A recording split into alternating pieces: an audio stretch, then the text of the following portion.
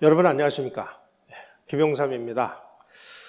현대사를 우리가 들여다보는 시간이 되면 참 아찔아찔합니다. 이거 이래도 되나 싶을 정도로 아주 공포감 같은 것들이 좀 엄습을 하는데요. 오늘은 지난 시간에 그 조정래 작가에 이어서 대한민국을 아주 시뻘겋게 물들이는 아주 그 1등 공신 중에 한 사람인 그 리영희 선생의 지극히 주관적인 한국 현대사에 대해서 말씀을 드리겠습니다. 왜 이분이 리영희, 이영희라고 안 쓰고 리영희라고 쓰는 걸까요? 북한에서는 두음 법칙이 없죠. 북한식 표기입니다. 혹시 지금 이분이 돌아가셔서 여쭤보지를 못하는 상황인데, 이거 혹시 북한의 그 민족사적 전통성이 북한에 있다라는 걸 상징하기 위해서 일부러 리영희로 쓰시는 거 아닙니까? 라고 한번 좀 여쭤보고 싶어요. 리라고 그 이씨를 표기한 또 한 분이 계시죠? 이승만 박사가 본인은 그 성을 영어로 표기를 할 때 LEE라고 표기를 하지 않고 RHEE라고 이렇게 표현을 했습니다. 그분은 대한민국을 열심히 건국하신, 그리고 우리에게 개인의 자유를 선물하신 분인데, 또 다른 리로 쓰시는 분은 어찌 이렇게 대한민국을 저주하고 대한민국을 빨리 망해 나자빠져야 된다고 이렇게 주장을 하시는 걸까요? 그리고 또 그렇게 주장하는 분을 또 대한민국은 의식화의 은사라고 아주 종교의 그 성자 추앙하듯이 추앙을 하고 있습니다. 이분도 조정래 작가하고 똑같이 내가 글을 쓰는 이유, 이걸 밝힌 게 있습니다. 나의 글을 쓰는 유일한 목적은 진실을 추구하는 오직 그것에서 시작하고 그것에서 끝난다. 그러니까 내가 쓴 것은 다 진실이야. 지난 시간에 조정래 작가가 내가 쓰는 건 다 역사적 사실이니까 작가가 쓴 거 그대로 믿어야 돼 라고 주장을 한 거하고 동일한 이야기를 해요. 나의 글을 쓰는 유일한 목적은 진실을 추구하고는 오직 그것에서 시작하고 그것에서 끝나니까 내가 쓴 것은 다 진실이야. 그래 잠만 말고 믿어. 이렇게 주장을 한 겁니다.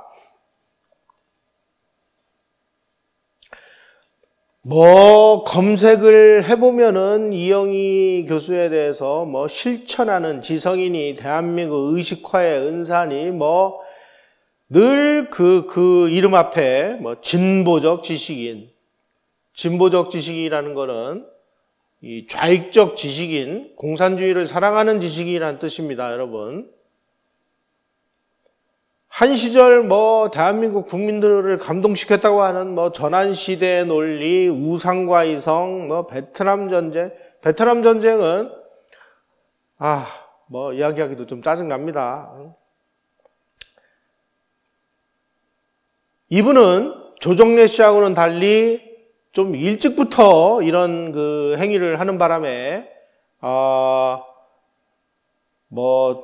잡혀가기도 하고 또 감옥도 가고 해직당하기도 하고 복직도 되고 하여간 이 부침을 심하게 했습니다. 또 사적인 얘기를 말씀드려서 죄송합니다만 저도 조선일보 기자 출신인데 이분이 조선일보 외신부장 출신이에요. 저희 언론계 선배기도 합니다. 그래서 얻은 별명이 실천하는 지성이니 의식화의 은사니 아주 화려한 정말 월계관을 많이 쓰셨어요.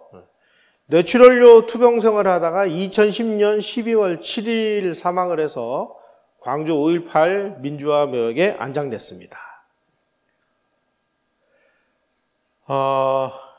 인터넷 인물백과를 제가 찾아보니까 리영희 교수에 대해서 이영희 교수가 아니라 리영희라고 쓰니까 발음하기가 좀 어렵네요. 2004년 4월 신문의 날을 맞아 한국기자협회가 행한 조사에서 현존하는 가장 존경하는 기자로 리영희가 뽑혔다. 저널리즘, 대학강단, 그리고 저술 등 다양한 활동을 통해서 한국의 정의감 혹은 양심을 대표하는 이름으로 많은 사람들의 가슴속에 새겨졌다. 한국의 정의감 혹은 양심을 대표한다. 대한민국에서 좌익 활동을 하면 정의감 혹은 양심을 대표한다라는 월계관을 써주고요. 우익 활동을 하면 적폐 세력, 수국골통, 요즘에는 또 태극기 세력, 이런 비난이 쏟아지죠. 1987년 민주화 이후에 한국 사회에 큰 영향을 끼친 지식인 1위, 책 그의 저서 전환시대의 논리가 2위로 뽑혔습니다. 한국 사회에 큰 영향을 끼친 지식인 1위가 바로 이형이었는데, 이분이 이제 무슨 활동을 했기에 이렇게 정의롭고 양심을 대표하며 한국 사회에 영향을 그렇게 끼쳤을까요? 우리가 이걸 또 그냥 넘어갈 수가 없죠. 내면을 좀 한번 들여다봐야 되겠습니다. 문재인 대통령이 2010년에는 노무현 재단 이사장을 하고 계실 텐데, 이때 리영희 교수 사망 소식을 듣고 빈소가 차려진 신촌 연세 세브란스 병원을 찾아가서 조문을 했습니다. 그때 부인 윤영자 씨에게 우리 세대에게나 학생운동, 민족운동을 한 사람들은 선생님 영향이 절대적이었다. 개인적으로 선생님을 통해서 이 세상을 어떻게 봐야 하는지, 지식인이 세상을 어떻게 살아야 하는지 그런 것을 배우고 큰 사표가 되었다라고 문재인 그 당시 노무현 재단 이사장께서 말씀을 하셨습니다. 한마디로 문재인이라는 한 인간을 각성시키고 계몽시키고 깨우치는데 결정적인 영향을 하셨다는 얘기죠. 뭘로? 좌익 내지는 이상한 사상으로 그 내용에 빠져 있는 거죠. 문재인 대통령이 2017년 대선 후보 5명에게 동아일보 문화부 출판팀이 지금 이 땅의 국민들과 널리 함께 읽고 싶은 책이 무엇이냐라고 질문했더니 그 당시 더불어민주당의 문재인 후보, 지금 대통령이 된 문재인 후보가 이영희 교수의 전환시대의 논리를 꼽았습니다. 그러면 그 꼽은 이유가 뭐냐? 이렇게 얘기를 했더니 대학 시절에 이 책을 읽고 내가 상식이라 믿었던 많은 것이 실은 우물한 편견이었음을 깨달았다. 시대가 그어놓은 생각의 울타리를 넘어 새 시대의 정의와 가치를 상상할 용기를 얻었다. 있는 찬사, 없는 찬사 다 늘어놓은 겁니다. 전환시대의 논리를 통해서 나는 이 세상을 새롭게 해석하는 방법을 배웠고 전 국민과 더불어 나는 이 책을 같이 읽고 싶다. 잠시 후에 전환시대의 논리가 어떤 책인지를 제가 설명을 해드리겠습니다. 이영희 교수가 사망했을 때 그야말로 한국 사회의 좌익계 인사들은 다 총출동을 했습니다. 한명숙 씨, 선생님이 가시니 역사의 한 페이지가 넘어가는구나 라는 생각이 들었다. 유시민 씨, 참 멋지게 살다 간 어른이다. 인생의 사표로 오랫동안 기억될 것이다. 이정희 당시 민주노동당 대표, 이영희 선생님은 우리 시대의 진정한 지식인으로서 우리가 어떻게 살아야 하는지를 보여주는 표상이다. 항상 지식인으로서 올바름의 기준이고 진보의 기준에 대해 말씀하셨다.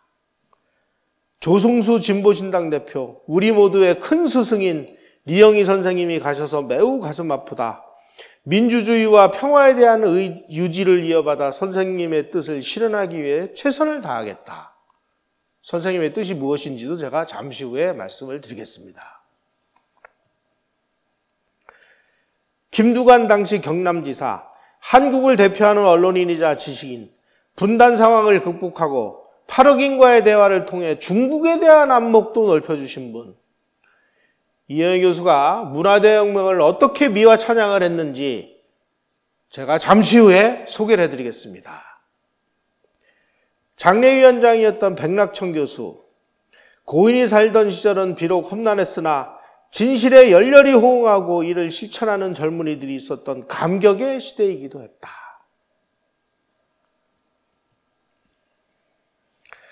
한국 사회에서 좌익사상 전파의 양대 산맥을 꼽으라면 신영복과 이영희 교수입니다. 두 분 다 이제 고인이 됐죠. 신영복 씨는 좌파 운동권 세력의 민족관, 북한관 같은 내부적 사상을 규정하는 데 아주 큰 영향을 미쳤습니다. 이영희 교수는 반미, 친중 같은 대외적 사상을 규정을 하는데 아주 결정적으로 공헌한 사람입니다. 문재인 대통령은 2018년 2월 9일 날 북한의 김정은의 여동생 김여정이 참석을 했던 평창 동계올림픽 개회식 사전 리셉션 환영 행사에서 신영복을 존경하는 한국의 사상가라고 언급을 했습니다. 그러니까 문재인의 사고방식은 국내적, 민족적 북한과는 신영복으로부터 영향을 받았고 반미 친중 같은 사고방식은 이영희로부터 세례를 받았다. 이렇게 우리는 해석할 수가 있습니다. 문제는 이 리영이라는 이 교수가 있는 그대로의 중국이 아니라 중국 공산당이 선전하는 그런 유토피아적인 중공, 이것을 진짜 중국으로 수용을 하고 그 유토피아를 한국 사회에다가 확산시키는 1등 공신이어서 오늘날 친중 사상의 뿌리를 쭉 거슬러 올라가면은 이 사람하고 맞닿아 있다는 사실입니다.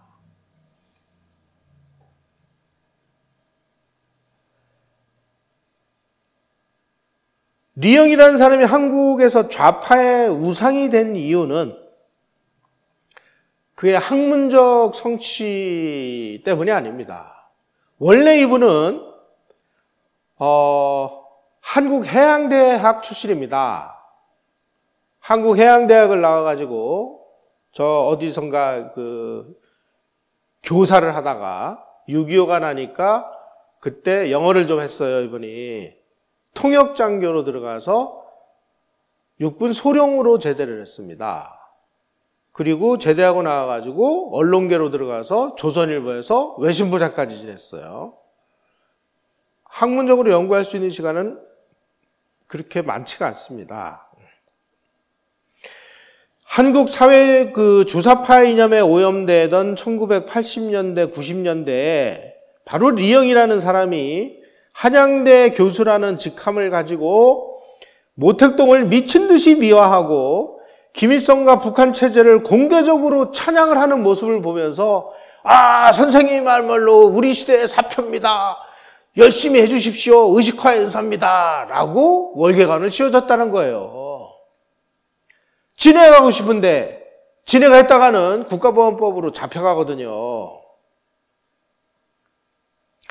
바로 자기들이 하고 싶었던 말을 바로 이 리영희 교수가 한양대 교수라는 직함으로 대신해 주니까, 그래서 이 김강동이라는 이 정치학자는 리영희가 한국에서 좌파의 우상이 될 수 있었던 것은 그가 파격적으로 모택동주의의 길을 개척했기 때문이다. 오늘날 공산주의가 여러 갈래가 있습니다. 마르크스 레닌을 추앙하는 이런 PD 계열이 있어요.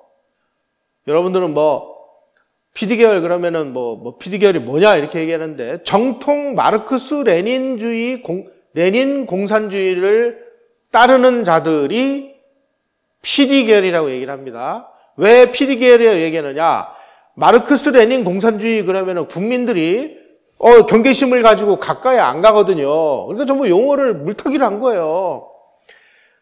김일성을 추종하는, 김일성에는 공산주의자도 아니죠. 저건 무슨 주체교라는 사이비 종교의 교주인데 그 김일성 사이비 교주를 추종하는 세력 이렇게 얘기하면은 사람들이 다 어떤 경각심을 가지고 가까이 안 가니까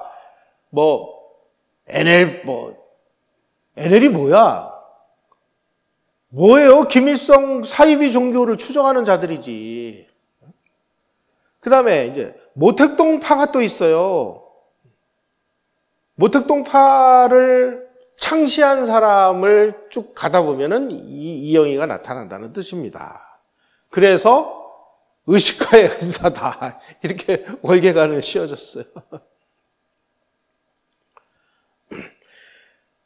리영희 교수가 1970년대, 80년대에 쓴 전환시대의 논리, 우상과 이성 이런 것들은 아주 수많은 청춘 남녀들을 공산주의자로 만드는데 혁혁한 그 공을 세운 책입니다. 바로 이런 책을 통해서 모택동을 위시한 중국 공산주의자, 그들이 주도한 문화대혁명에 대해서 처음 알게 된 대학생들은 그야말로 전기에 감전된 것 같은 충격을 받았습니다. 지금까지 모택동이가 막 무슨 문화대혁명을 해가지고 사람을 죽이고 막 악랄한 짓만 한 줄 알았는데 이 책을 보니까 와, 이게 모택동 공산주의자들은 막 유토피아 같은 세상을 만드는 그 1등 공신으로 그려놨거든요.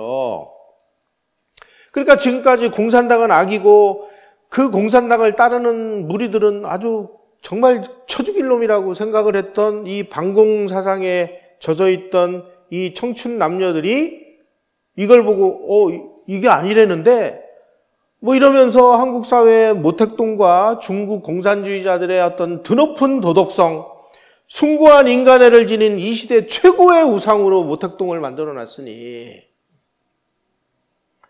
또 중국의 문화대혁명이 인간의 이기심을 극복하고 아름다운 이상세계를 만들기 위한 인류 최초의 위대한 실험이다라고 이 전환시대의 논리와 우상과 이성에다가 써놨습니다. 이걸 보고 야, 우리가 알던 그런 모택동이 아니네. 우리가 알던 그런 중국 공산당이 아니네. 그래가지고 야, 우리도 모택동을 한번 공부해보자. 우르르 달려가가지고 다 신세 조졌습니다. 자, 그 당시에 이 젊은이들에게 전환시대 이영희가 쓴 전환시대의 논리가 어떤 영향을 미쳤느냐를 조희연 씨가 자기 입으로 얘기한 게 있습니다. 이렇게 얘기를 했습니다. 유신교육 안에서 나 자신의 일부가 되어버린 냉전적 의식 및 사고의 깊은 중독 상태에서 벗어나는 지적 해방의 단비를 나는 이 책에서 맛보았다. 지적 해방이 뭐예요? 문화대혁명을 미친 듯이 미화 찬양한 거죠. 유신 말기 젊은 지성인들의 비판의식에 세례 현장에 언제나 이 책이 있었다. 많은 젊은이들이 부모의 뜻과는 반대로 정치 현장으로 민중의 바다로 인도하는 길목에도 이 책이 있었다. 쉽게 얘기하면 공산주의자를 만든 책이라는 뜻입니다. 저 높은 곳을 향해 가던 자신의 삶을 사회와 역사를 향해 저 낮은 곳으로 선회하던 유턴 지점에도 바로 이 책이 있었다. 나 고시 패스하고 열심히 출세하려고 했는데 나 이제 공산주의자가 돼서 혁명 투쟁을 할 거야 라는 지적 동기를 부여한 게 이 책이라는 뜻입니다. 리영희 교수가 1977년 11월 발간된 우상과 이성이라는 책 서문에서 나의 글쓰기는 진실 추구라고 주장을 했습니다. 아까 제가 처음 소개해드린 그 문장입니다. 나의 글을 쓰는 유일한 목적은 진실을 추구하는 오직 그것에서 시작하고 그것에서 끝난다. 진실을 추구했다는 거예요. 과연 그는 그러면은 진실 추구를 하는 글쓰기를 했을까요? 일본에 이와나미 출판사라는 곳이 있습니다. 여기서 한국에서 이 전환시대의 논리 이런 것들이 아주 젊은이들에게 상당한 그 영향력을 행사하고 있고 뭔가 주목할 만한 책이라는 얘기들이 막 떠도니까 이와나미 출판사가 번역을 하려고 이 책을 갖다가 검토를 했습니다. 알고 보니까 이 책이 일본 좌경 잡지 색가이 여기 이 색깔, 세계라는 뜻입니다. 이런 거를 얼기설기 베끼고, 그 다음에 좌파 학자로 유명한 와다하루키의 저작들을 상당 부분을 표절한 내용이어서, 이건 도저히 출간 못하겠다. 이게 다 표절이잖아, 이거. 출간을 안 했다. 이도영이란 분이 조선일보 기자 출신이고요. 제가 있을 때도 이도영 선생님 계셨습니다. 이도영 씨가 누구냐? 이영희가 외신부장으로 있을 때 그 밑에서 외신부 기자로 아주 정말 괴로움을 많이 당한 사람이었습니다. 다 알죠, 이 사람의 이 조선일보 외신부장으로서 무슨 짓을 했는지를. 그 위대한 사상가 리영희 선생이라고 이영희의 그 모든 것을 홀라당 깍대기를 베끼는 책이 바로 이 책입니다. 여기에 이런 내용이 나와 있습니다. 다시 말씀드리면 전환시대의 논리, 우상과 이성 이런 책은 전부 일본의 좌익 잡지, 좌익 작가, 좌익 그 팜플렛 이런 거 갖다가 다 베꼈다는 뜻이에요. 그래서 이거 다 표절이라서 이완함 출판사에서 그 번역도 안 한 이런 게 대한민국 의식화의 은사라는 거죠. 이런 수준이. 자, 그러면 이 전환시대의 논리 우상과의 성에서 문화대혁명을 아주 인류가 나가야 될 유토피아라고 이렇게 이영희 교수가 미화 찬양을 했는데 문화대혁명의 실상은 뭐였느냐? 이성이 상실된 광기의 집단 폭력이었죠. 문화대혁명이 일어난 이유는 이렇습니다. 모택동이가 하도 이제 정책에서 실패를 하고 예를 들어서 대약진 운동을 일으켜가지고 6천만 명의 그 중국 농민들을 굶겨 죽이고 우리도 철을 그 생산해야 된다. 철 생산량이 그 나라의 국력의 지표다 그러니까 전국 방방곡곡에다가 전부 그냥 소형 그 제철소라는 것을 만들어 가지고 집에 동네에 있는 솥단지 숟가락 몽댕이 밥그릇 금속으로 한 건 다 갖다가 거기다가 집어쳐넣어 가지고 녹여서 철강 생산량 얼마 하는 식으로 하다가 굶겨 죽이고 농업 실패해서 굶겨 죽이고 하도 이런 짓을 하니까 이제 이 정책을 너무 많이 실패를 해가지고 권좌에서 이제 쫓겨났어요. 그러니까 자기가 권력을 되찾기 위해서 이 정말 순진한 젊은이들을 동원해가지고 얘네들이 당의 핵심 인사들을 공격을 해가지고 정적들을 숙청을 하고 그냥 15살, 16살, 20살도 안 된 이 홍위병들을 동원해서 무자비하게 정적을 제고해서 권력을 찬탈한 것이 문화대혁명이라는 사실이 만천하에 다 밝혀졌죠. 그 당시 등소평도 그 등소평 아들이 있었는데 그 아들을 홍위병들이 와가지고 등소평도 문화대혁명 때 엄청난 그 수모를 당합니다. 등소평 아들을 2층에서 집어던져가지고 평생 불구자가 됐어요.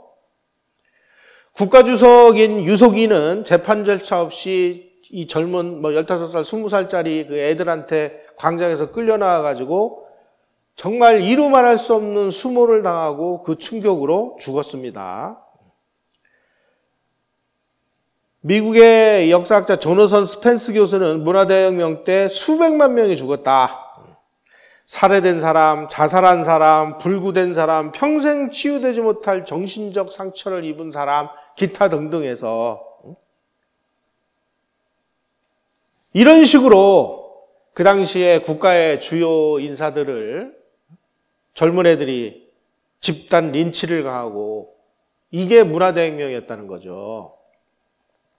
또 모택동이가 국공내전이 벌어졌을 때 그 만주 장춘에서 5개월간 장춘을 포위를 해가지고 그 장춘 안에 있었던 장춘 시민들 수십만 명을 그냥 사살하고 학살하고 또 중원 대륙에서는 수백만의 농민들을 총알바지로 가서 죽였습니다. 1940년대 후반에 토지개혁 과정에서 지주와 분홍 300만에서 500만 명을 학살을 했고 1950년에서 53년 반혁명 세력 200만 명을 처형을 했고 대약진 운동으로 3,600만에서 4,500만을 굶겨 죽였고, 문화대혁명으로 1억 명 이상이 정치적 희생자가 발생을 했고, 이 모택동의 사륙국은 혁명, 해방 이름으로 자행된 전체주의 국가범죄의 참상이었습니다. 제가 여수순천 반란 사건, 대구 폭동, 제주 4.3 진행되는 과정에서 정말 끔찍한 이 학살극이 자행되는데, 그 사람 죽이는 방법이 소련에서 볼세비키 혁명이 일어났을 때하고, 그 다음에 중국 공산당이 토지개혁 과정에서 지주와 분홍을 학살을 할 때하고 거의 사람 죽이는 방법이 거의 동일합니다. 나중에 알고 보니까 사람 죽이는 방법도 다 있더라고요. 공산당에 저항을 하면 어떻게 끔찍하게 죽는지를 보여주기 위해서 일부러 이 방법들을 많이 썼습니다. 그 사람 몸에다가 밧줄을 걸어요. 특히 이제 이 악질 지주 이 공산주의에 저항을 하잖아요. 그러면은 밧줄을 걸어가지고 차 뒤에다가 매달아가지고 비포장도로를 몸과 머리가 분리될 때까지 끌고 다니는 겁니다. 이런 식으로 죽여요. 바로 이 존경하는 의식화의 은사인 리영희 선생이 아주 입에 침이 마르도록 문화대혁명을 극찬했습니다. 문화대혁명은 인류 최초의 인간의식 개조혁명이었다. 1974년에 발간된 전환시대의 논리에 수록된 대륙 중국에 대한 시각조정에서 중국 지도자 모택동과 그가 일으킨 문화대혁명을 완전히 날조를 해가지고 미화 찬양을 아주 했습니다. 쿠바 특파원 루이 암스트롱의 글을 인용을 해서 문화대혁명은 중국 대륙에서 벌어지고 있는 인류 사상 초유의 실험이다. 인류 최초의 인간의식 개조혁명이다. 레닌은 최초의 사회주의 혁명을 했으나 공업화는 못했다. 스탈린은 공업화를 했으나 인간혁명은 못했다. 모택동은 공업화와 인간혁명을 동시에 하고 있다라고 모택동을 입에 침이 마르도록 극찬을 했습니다. 또 문화대혁명이 매우 인간적인 방법으로 진행됐다라고 얘기를 했습니다.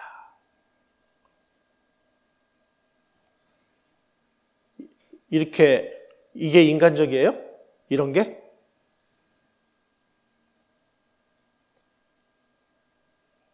문화대혁명이라는 급격하고 웅장한 변화가 이루어지고 있으며 이러한 사실은 미국 기자들만 모를 뿐 전 세계에 널리 알려진 지 오래다. 리영희의 평가에 의하면 모택동은 레닌과 스탈린을 뛰어넘는 위대한 사회주의 사상가로서 그의 문화대혁명은 인류의 이상인 평등사회를 실현하는 올바른 노선이었다라고 주장합니다. 1977년에 발행된 우성과 이성에서 문화대혁명은 스탈린의 경우처럼 무시무시한 내부 숙청이 아니라 이론 정립과 토론, 자기 비판, 설득 등 매우 인간적인 방법으로 진행되었다. 이쯤 되면 이건 지적인 고등 사기꾼 아닙니까?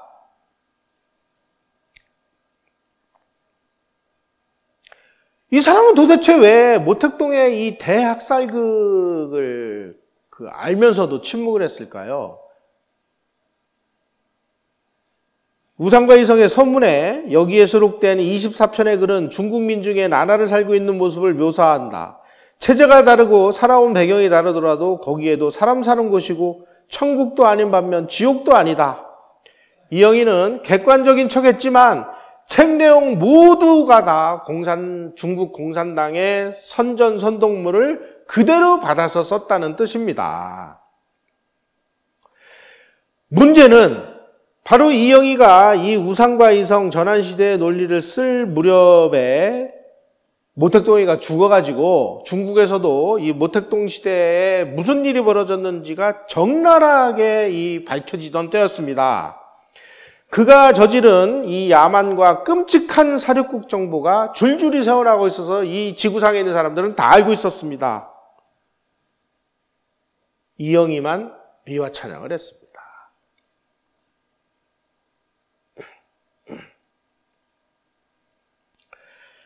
그 사람은 대화라는 저서에서 자신이 모택동의 사상과 철학, 행동 양식에 크게 공감했다고 고백을 했습니다.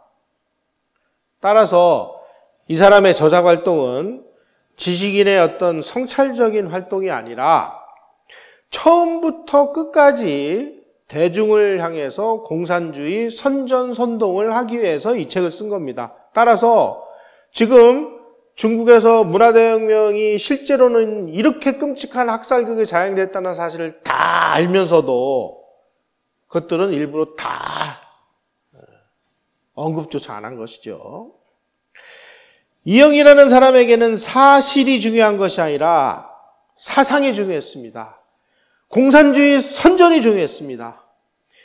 모택동 사후에 이 문화대혁명에 대한 냉혹한 평가가 이루어지고 있는 상황에서도 이영이는 자기의 모택동에 대한 사상과 철학과 행동 양식에 공감했기 때문에 공산주의를 추종하고 그것을 미화 찬양할 수밖에 없었던 것이죠. 그래서 이 슬픈 중국이라는 책, 이 송재윤 교수가 쓰던데, 이분이 이제 캐나다에서 교수 활동을 하고 계신데, 연세대학교 송복 교수의 아드님이에요. 이분이 슬픈 중국이라는 책, 저도 이제 이 책을 보고 정말 그 공부를 많이 했는데, 모택동이가 도대체 이 무슨 짓을 저질렀는지를 아주 적나라하게 폭로하는 책입니다. 이분이 뭐라고 이 슬픈 중국에서 비판을 했느냐, 리영이는 진실과 마주하는 것이 두려웠을지 모른다.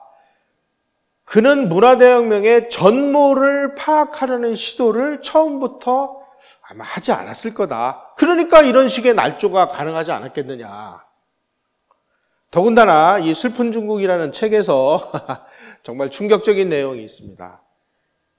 모택동이가 중국 국민당하고 이 소위 말하는 국공합작을 해서 일본하고 싸우는 그 한편이 돼서 싸우고 국민당 장개석 정부로부터 막대한 그 돈과 막대한 그 무기와 이런 걸 지원을 받았습니다. 바로 이 중국 국민당의 군사정부를 일본에 팔아먹인 일본 스파이였다는 사실이 이 책을 통해서 밝혀졌어요. 이영이만 모른 척 했을 뿐입니다.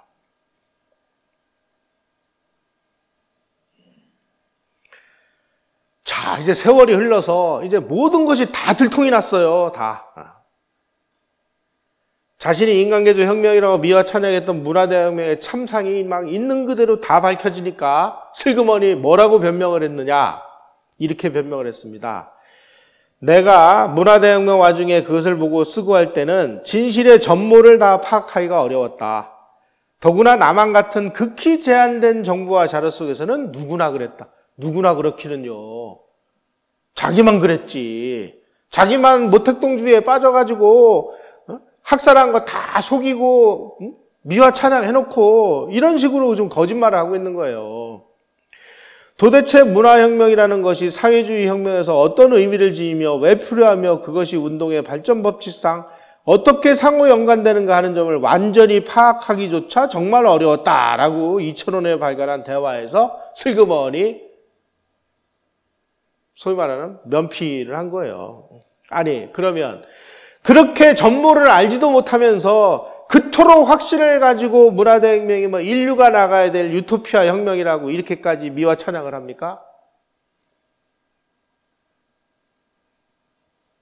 정말 이런 모습을 보면은 정말 토가 나올 지경이에요.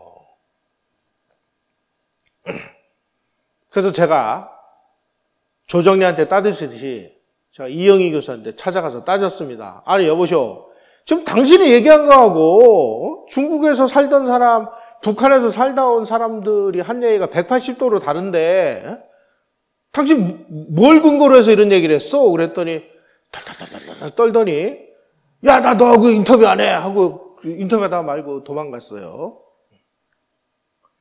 뭐 이런 수준이에요. 이런 수준. 이런 게 의식화의 은사예요.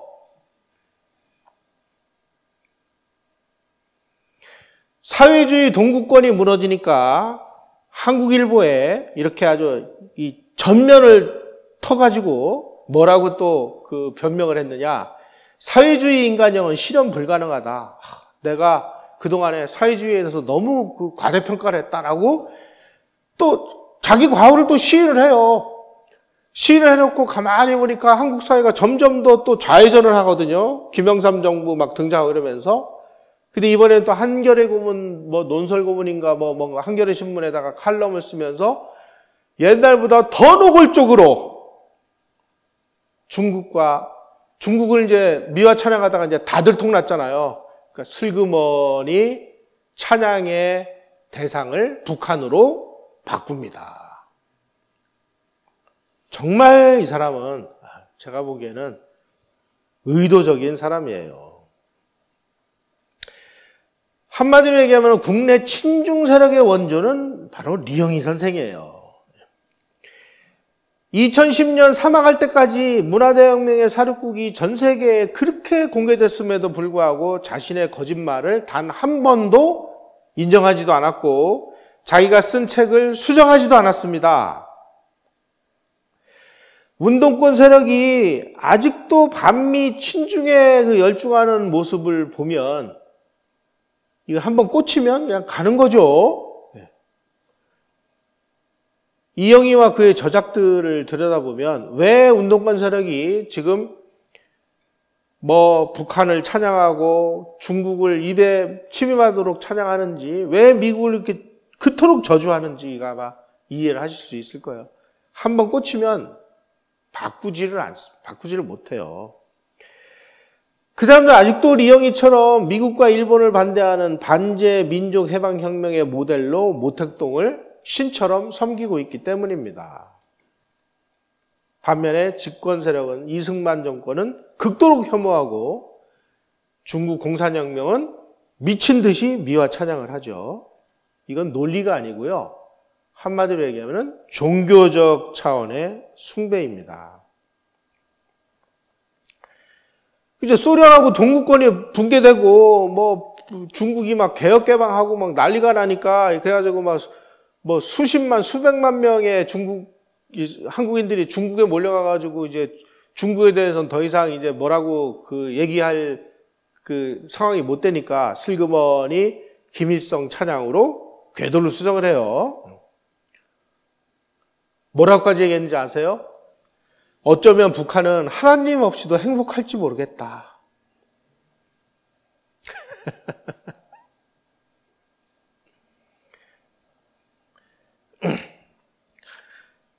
리영희는 북한 인민들의 광적인 김일성에 대한 충성이 교육과 훈련에 길들여져 있다는 것을 전제로 하면서도 김일성 주석의 인간성과 인민에 대한 사랑, 인민이 김일성 주석을 경외하는 마음이 있다는 것을 강조를 하고 김정일 지도자에 대해서 마찬가지다. 이렇게까지 얘기했습니다. 그래서 우리 존경하는 리영희 선생께서 이 좌익과 북한 찬양을 한 내용을 제가 뭐 너무나 많은데 그 중에 이 대표적인 거 몇 가지만 소개를 해드리겠습니다. 조정래하고 똑같아요. 좌익은 정의의 집단이고 우익은 기회주의 집단입니다. 이 사람이 신동학 1991년 3월호에서 뭐라고 얘기를 했느냐. 해방 후 신생 독립국가 건설 사업의 길에서 전자의 인간형, 예를 들면 강렬한 정의감, 헌신적, 자기희생적, 낭만적 인간이 좌의 자리에 섰고 좌익이 그랬다는 거예요. 친일파 민족반역자로 지목됐거나 그런 오명이 찍힌 후자의 인간형, 후자의 인간형은 이기주의적이고 기회주의적이고 현실주의적인 인간이 우의 자리에 섰다. 전자가 분단된 북쪽에서 사회주의를 건설했고, 그러니까 북한과 이 좌익들은 강렬한 정의감, 헌신적, 자기희생적, 낭만적 인간형이고, 후자는 남쪽에서 자본주의를 건설했다. 대한민국을 건설한 인간들은 이기주의적이고 기회주의적이고 현실주의적인 인간이다. 그래서 이 책만 읽으면 자동적으로 대한민국은 빨리 망해야 될 나라라고 인식을 갖게 되는 겁니다. 또 월간 말이라는 잡지 93년 4월호에 이 존경하는 우리 리영희 선생께서 뭐라고 얘기했느냐. 북한은 총 들고 항일 빨치산을 했던 사람들이 지도층을 이루었던 국가다. 그들이 운영해온 국가는 지도자에 대한 절대적인 충성과 부하들에 대한 지도자의 생명을 바친 애정 등 대단히 특수한 생존 양식을 추구했다. 따라서 북한 인권 문제의 역사적인 의미를 알면 반드시 북한 인권 문제를 부정적으로 볼 수 없다. 따라서 자기 이복형을 청산가리로 독살하고 자기의 아주 공허부를 고사포로 쏴 죽이고 북한 인민들 말 안 듣는 사람을 정치범 수용소에 가둬놓고 굶겨 죽이고 때려 죽이고 불태워 죽이고 해도 이거는 당연한 거야. 그런 거 부정적으로 보지 마. 쟤네들은 특수한 사회야. 특수한 사회를 왜 우리가 보편적인 입장으로 보려고 얘기를 해. 그거 틀린 거야. 이렇게 얘기를 하는 거야. 북한 인권 문제 떠들지 마. 쟤네들은 다 그렇게 살아야 되는 애들이야. 우리가 왜 그런 걸 뭐라고 그래. 얘네들 다 강렬한 정의감이 있고 헌신적인 자기희생적 낭만적인 인간들인데 어디 감히 이런 쓰레기들이 그 북한의 혁명가 집단을 비판을 할 수 있어. 이렇게 주장을 하는 겁니다. 이런 사람이 대한민국 의식화의 은사고 문재인, 노무현 같은 사람이 지극히 존경한 사상가예요. 또 남한은 창녀, 북한은 마술사래요. 남한은 북한이라는 형제와 싸우기 위해서 미국이라는 억센 사나이를 집안에 불러들여 안방 아랫목에 모셔놓고 수십 년간 알몸으로 시중을 들어왔다. 북한이라는 형제가 남한보다 강하고 우월했던 1970년대 후반까지라면 그 사나이가 이마를 살짝 찌푸리기만 해도 만면의 아양을 띠면서 치마를 걷어올리는 것은 살기 위해서였다. 한겨레신문 94년 1월 8일 날. 또 월간말 94년 2월에는 뭐라고 얘기했느냐. 북한의 핵 협상 솜씨는 보기에 따라서는 마술사 같기도 하다. 다음에 무슨 변화로 관객을 깜짝 놀라게 하려는 것인지 예측할 수 없다. 협상의 각 국면이 매끈하게 이어져 애초에 구상한 대로의 전체상을 다듬어 나가는 외교 기술은 조금 과장하면 가히 예술의 경지라고 할 만하다. 그 예술의 경지로 대한민국을 말살하고 대한민국 국민들을 죽이려고 한다는 얘기는 단 한마디도 없이 북한의 외교는 정말 예술이야. 우리 이거 배워야 돼. 훌륭한 사람들이야. 우리는 쓰레기니까 우리 빨리 망하자. 지금 이렇게 주장을 하는 거예요. 자, 지난 시간에 조정래가 왜 저런 괴물이 됐는지를 제가 분석을 했는데 여순 반란 사건 때 아버지가 우익들한테 테러를 당해서 막 갈비뼈가 부러지고 6.25 때 미군들한테 부모님들이 막 발길로 차이고 하는 모습을 보면서 아주 대한민국이라는 체제에 대한 저주의 감정을 가진 것이 바로 태백산맥이라든지 아리랑 같은 대한민국을 저주하는 소설로 형성을 했다라고 제가 말씀을 드렸는데 이영희라는 사람은 뭐 때문에 이런 괴물이 됐느냐? 다 이유가 있습니다. 이 사람은 원래 저 평안북도가 고향이에요. 그래서 내려가가지고 해양대학을 나왔습니다. 그리고 경상북도 안동인가 어디서 영어교사를 하다가 6.25 때 통역장교를 뽑는다 그래가지고 이제 장교가 됐어요. 이 양반이 장교가 되기 전에 해양대학교 다닐 때 1948년에 해양대학교 실습선을 타고 있었는데 그 실습선이 아마 여순 반란 사건 때 아마 투입이 됐던 것 같아요. 그 실습선 배 안에서 여순천 반란 사건을 목격을 한 겁니다. 이게 뭐냐, 이게. 이러한 자각을 하게 됐다는 거예요. 그리고 이 사람이 이제 통역장교로 임관이 돼가지고 그 국군 보병제 11사단 구연대에 배속이 됐습니다. 그런데 이 11사단이 1951년 2월 10일부터 11일 사이에 경남 거창군 신원면에 출동을 해가지고 700명이 넘는 거창 양민 학살 사건을 일으킵니다. 이걸 보면서 이영이라는 이 청년 장교가 이 나라에서는 인간 말살의 범죄가 공비나 빨갱이라는 말 한마디로 정당화될 수 있는지에 대해서 회의가 들었고, 이때서부터 이데올로기 광신 사상을 깨뜨려야 됐다는 강렬한 사명감을 가졌다.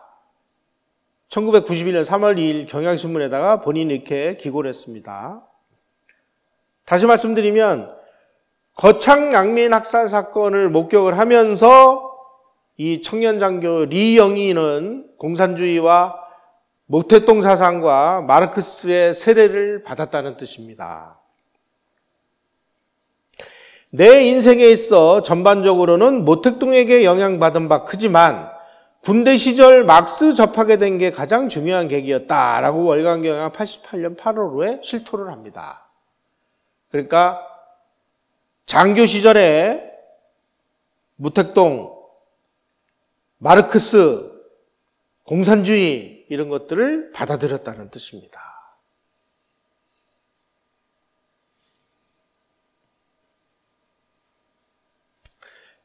바로 이 이영희 청년이 여순반란 사건, 거창 양민 학살 사건이라는 것을 목격하면서 야, 국가란 뭐냐? 사회는 뭐고? 도대체 권력이란 무엇이냐? 이런 거에 대한 갈증을 풀기 위해서 아마 독서에 몰두했을 거예요. 문제는 이러한 문제의식에 아주 긍정적인 답을 제시하는 책들은 대부분 사회주의 서적 내지는 공산주의 서적이라는 뜻입니다. 사회주의, 공산주의 이론서는 국가라든지 권력이라든지 혁명 같은 추상적인 사안을 아주 단순 명쾌하게 해석을 합니다. 그래서 독자들로 하여금 의구심을 일으키지 않도록 아주 논리정연한 해답을 제시하는 것들은 다 사회주의, 공산주의 서적들이에요. 그래서 자신도 모르게 이런 책들을 계속 파다가 보면은 공산주의자가 되는 겁니다. 이영희가 그런 케이스예요. 바로 이런 공산주의가 설정해 놓은 마지막 종착역은 뭐냐? 계급혁명이죠.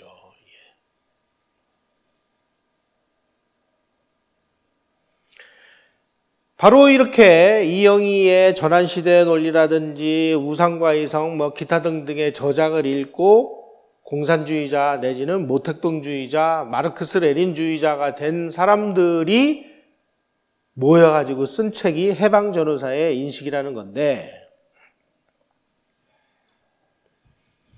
바로 이 책 중에서 이 1, 2, 3, 4, 5, 6권의 이 책 중에서 가장 이 책의 전체 내용은 이런 걸 지향하고 있다라고 규정을 하는 논문이 뭐냐면은 요 4권에 들어있는 요 정혜구라는 사람이 쓴 해방 8년사의 총체적 인식이라는 내용입니다. 요 책을 쓴 정혜구가 문재인 정부에서 아주 중요한 역할을 했죠. 헌법을 개정하기 위해서 개정 헌법을 만들기도 하고 아주 이 문재인 정부의 이데올로기를 만들어낸 사람 중에 한 사람인데, 이 사람이 이 논문에서 뭐라고 주장을 했느냐? 해방 공간을 혁명을 추구한 건 좌익이고 반혁명을 추구한 건 우익이다. 그래서 혁명 세력은 선이고 반혁명 세력은 악의 구도로 설정을 해놨습니다. 해방 공간을 혁명적인 한국 민중, 그러니까 한국 민중들은 공산혁명을 추구했다 이거죠. 그 다음에 미제국주의로 설정을 하고, 북한은 이미 소련이 들어와가지고 공산화혁명이 완성됐으니까 여기가 남한을 공산화시킬 민주기지다. 공산화기지인데 이 사람들은 공산화라는 말을 쓰면 사람들이 경각심을 가지니까 살짝 민주기자 이렇게 바꿔요. 그래서 공산주의자들이 얘기하는 민주주의는 다 인민민주주의 내지는 공산주의를 얘기하는 겁니다. 이거 잘 아셔야 돼요. 미 점령군이 반민족적인 지주자본과 친일관료 친미 세력을 동원해서 공산 세력을 탄압하고 분열 약화시키고 민중 조직 영향을 파괴해서 공산화 혁명 정책을 막았다. 이 막는 것에 대해서 저항을 한 것이 대구폭동이니까 대구폭동에서 이 미 군정을 공격한 것은 정당방위다. 이렇게 주장을 하는 게 해방 8년사의 총체적 인식이라는 내용이에요.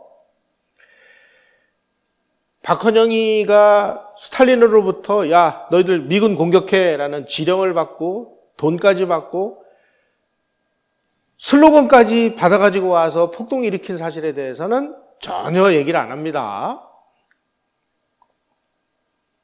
혁명 세력은 무슨 혁명 세력이에요? 공산화 세력이죠. 미 군정의 무장투쟁으로 저항을 했는데 실패했다. 그 결과가 분단 대한민국 성립이니까 이 분단 대한민국은 무효고 민족사적으로 볼 때 정통성도 없고 이거는 그 당시에 공산화 공산국가를 수립하기를 원했던 한국 민중의 뜻과는 전혀 다른 체제니까 이것은 빨리 없어져야 된다. 남한에서는 미 군정의 탄압으로 반제 반봉건 민주주의 혁명이 실패했고 반봉건 민주주의 혁명이라고 공산화를 뜻하는 겁니다. 북한에서는 소련군의 후원으로 식민잔재와 봉건잔재를 척결하고 조선민주주의 인민공화국을 수립했으니까 여기가 민족사적 정통성이 있다. 소련의 공산화 법률을 제공받아가지고 토지를 몰수하고 기독교인을 숙청하고 재산을 빼앗은 공산화 정책을 이 사람들은 민주개혁이다라고 얘기를 해요. 자, 해방전후사를 이런 식으로 정리하면은 그 종착역은 뭐예요? 대한민국은 빨리 망해서 남북한이 다 공산화로 공산주의를 채택해야 혁명정부가 완성이 되는 겁니다. 자, 이런 차원에서 6.25? 야, 6.25는 말이야, 이 민족사적으로 정통성이 있는 북한이 남조선 인민들을 해방시키기 위해서 내려온 거니까 누가 일으켰는지가 뭐가 중요해?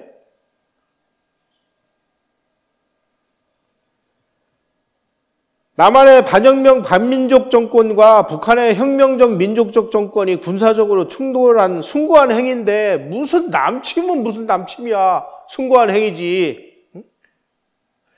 남침이냐 북침이냐의 전쟁 발발 책임 문제는 전혀 의미가 없다. 한국전쟁은 국내적 갈등이 심화된 결과이지 어느 한쪽이 총을 먼저 쏘아서 발생한 우연적 사건이 아니기 때문이다 라고 주장을 해요. 바로 이 리영이의 사상적인 제자들이 만들어낸 것이 사회 구성체 논쟁이라는 건데 이 뭐 다 얘기하면 복잡합니다만 한마디로 얘기하면은 북한 사회주의 건설의 철학적 기초가 된 주체사상을 남한을 공산화하기 위한 사상 기초로 삼아라. 이걸 주장하고 있습니다.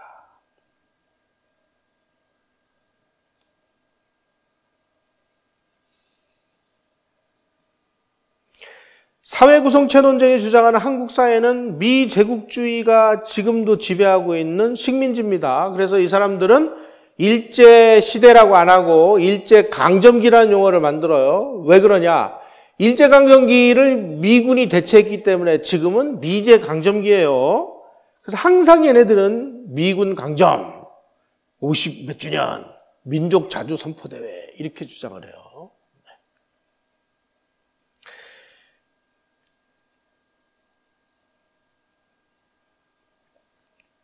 바로 그러한 그 이영희의 사상적 제자가 바로 노무현과 문재인이라는 거죠. 노무현 대통령은 뭐라고 얘기했느냐? 우리의 근현대사는 선열들의 고귀한 희생에도 불구하고 정의는 패배했고 기회주의가 득세했다. 2003년 3월절 기념식에서 얘기했습니다. 기회주의가 득세하고 정의가 패배한 대한민국, 7.1파와 민족반역자들의 분단 정권을 세운 더러운 나라를 뒤집어서 세상을 바꾸는 촛불혁명을 일으키는 것은 지극히 선한 행위다 라고 주장을 하고 있습니다.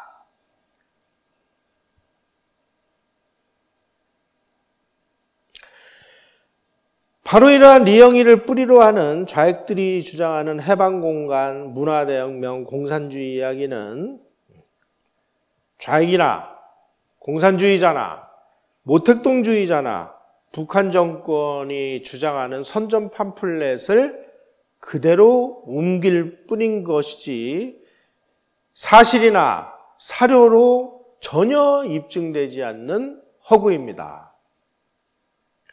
사료의 엄중한 분석도 하지 않은 채 이것이 역사적 사실이야 라고 주장을 하는 것은 이건 사기입니다.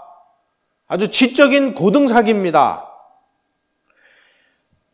이영희가 쓴 그 일련의 저작들, 아까 말씀드린 전 국민하고 같이 이 시대에 다 같이 읽고 싶은 전환시대의 논리, 우상과의 성 이런 책은 그냥 이영희라는 그 공산주의를 추종하고 모택동주의를 추종하는 이 좌익 학자가 단지 그렇게 믿고 싶은 사안을 그렇게 믿고 선전하는 것일 뿐이에요. 우리는 이러한 고등 사기술에 다 넘어가서 그런 주장을 하는 사람들에게 의식화의 은사라는 월계관을 씌워줬습니다.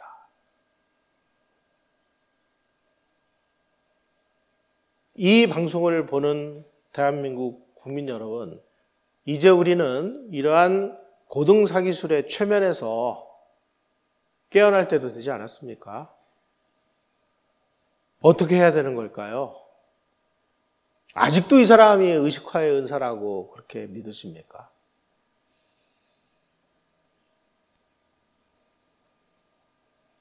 왜 이런 사람들이, 이런 그 고도의 그 사기극을 벌이는 사람들이 아직도 존경하는 지식인으로 추앙을 받는 걸까요?